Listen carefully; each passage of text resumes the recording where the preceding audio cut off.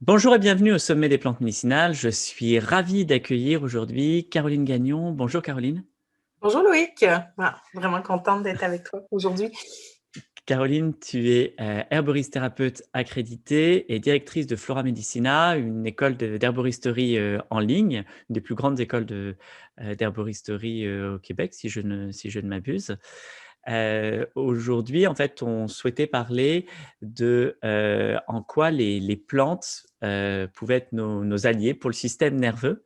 Puis on fera certains focus sur des troubles particuliers. Mais avant ça, est-ce que tu pourrais te présenter, voilà, pour les personnes qui ici ne te connaissent pas? Donc, moi, je suis herboriste depuis près de 30 ans. C'était mon premier métier et ça sera, je pense que je vais faire ça toute ma vie. J'adore ça. Flora Medicina existe depuis 20 ans. Puis moi, je suis, même si comme toutes les herboristes, je fais mes récoltes, je jardine, je fais mes transformations, mais essentiellement, je suis thérapeute. Donc, j'accompagne les gens, clinicienne, qu'on dit ici, j'accompagne les gens dans les démarches thérapeutiques. Puis ma spécialité, c'est les problématiques complexes. Euh, donc, parce que souvent, les gens me réfèrent des gens qui ont vraiment des problèmes qu'ils ne savent pas régler. Donc, même des gens qui ont de la misère à avoir des diagnostics, ont des maladies chroniques multiples, des problématiques comme la fibromyalgie, des troubles auto-immuns, des trucs comme ça. Oui, tu arrives en fait en deuxième ligne quand tes élèves n'y arrivent plus. Ils C'est disent: ça, «Oh, allez exactement. voir Caroline.» C'est ça, exactement. Oui, mais dès le début, c'était ça. C'était comme des problématiques complexes que je trouvais pas dans les livres d'herboristerie. Comme tu sais, à l'époque, dans les années 90, il y avait encore beaucoup de gens qui avaient des problématiques de sida, de VIH avant l'arrivée de la trithérapie. Puis, il n'y avait aucune recette pour le VIH. L'apparition de beaucoup de troubles auto-immuns, des troubles aussi neurologiques chez l'enfant qu'on voit. En tout cas, moi, je vois en 30 ans une augmentation vraiment fulgurante là, des troubles chez l'enfant, pas juste de l'hyperactivité, mais comme de syndrome de la Tourette, d'autisme, d'épilepsie. Justement, ça introduit un petit peu le sujet de cette rencontre-là, puis la prochaine qui va être sur un sujet beaucoup plus complexe, qui va être la neuroinflammation. Mais ce qu'on observe chez les gens et de plus en plus jeunes, c'est des troubles neurologiques de comportement mais qui est pas qui part en fait du cerveau. Moi, je vois beaucoup plus d'épilepsie chez les jeunes, puis des syndromes comme le syndrome de la Tourette, qui est comme plus fréquent, plus courant, puis des problématiques d'autisme aussi, même si c'est correct, il y a juste une nouvelle structure du cerveau qui est différente. Là.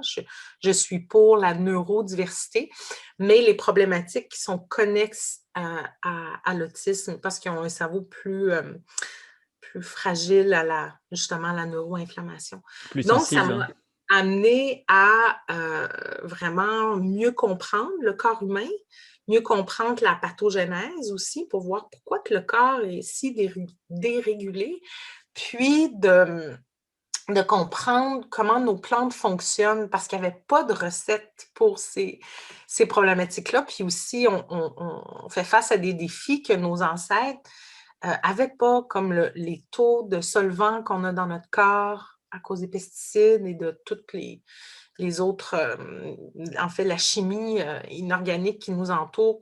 Notre corps n'a pas coévolué avec ça, puis commence à avoir de la difficulté à gérer ça. Puis il y a une bioaccumulation avec les nouvelles générations. Là.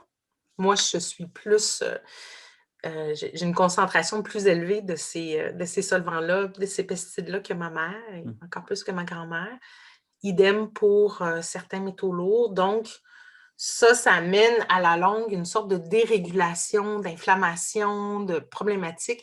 Et le cerveau est très, très sensible à ces substances-là. Et malheureusement, ces substances-là vont s'accumuler dans le système nerveux. C'est super dur pour nous de l'éliminer.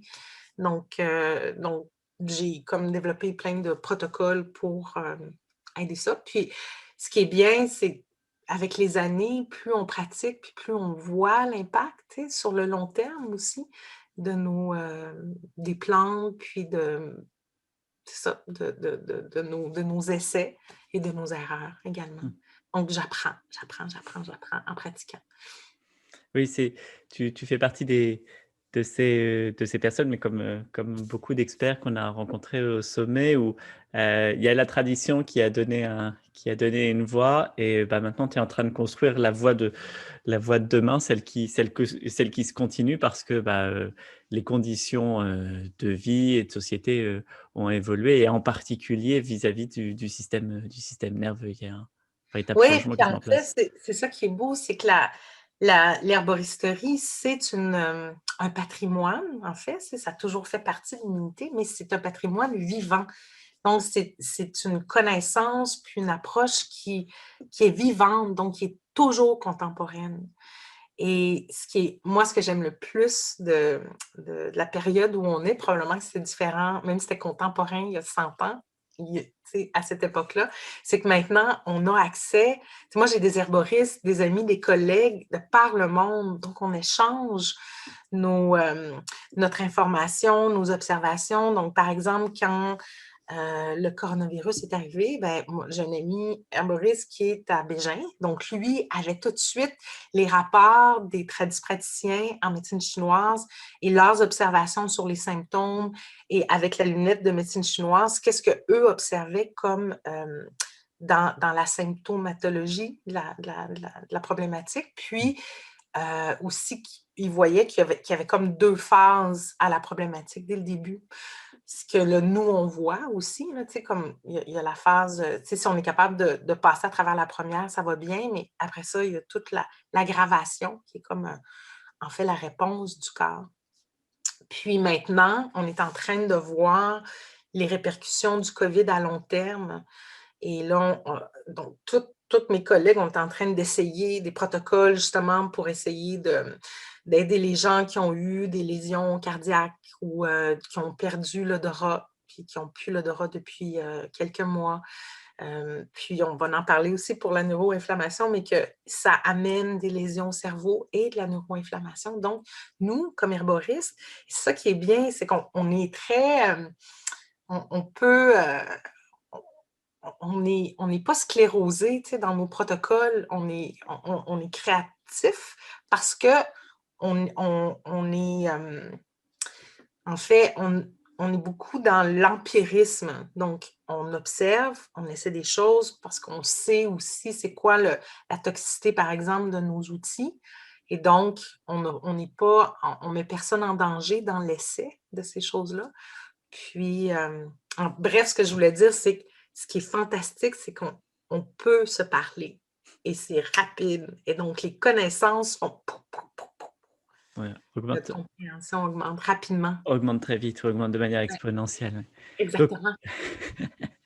merci beaucoup Caroline pour, cette introduction au lien entre, les plantes et le système nerveux. Si vous voulez aller plus loin avec nous sur, cette relation qui peut exister et comment les plantes vont agir sur notre système nerveux et même au-delà, comment elles peuvent, aborder des problématiques comme la neuroinflammation, je vous invite à nous retrouver au sommet des plantes médicinales en cliquant sur le lien qui est dans la description juste en dessous. À tout de suite.